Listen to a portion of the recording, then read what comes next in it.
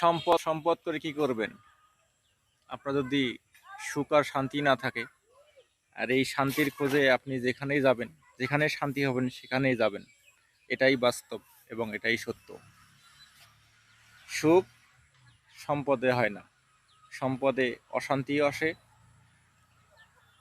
এবং অশান্তির একটা সময় গড়ায় দেয়, যেটা আপনার সারা জীবন অশান্তির মধ্যেই থাকতে হবে।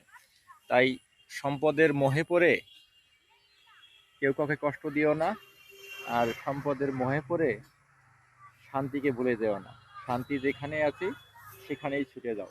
এটাই বাস্তব এবং সত্য। তাই এই রঙিন পৃথিবীতে সম্পদের মোহে পড়ে কেউ কাউকে কষ্ট দিও না, ভুলে যেও না। কাছেই রেখো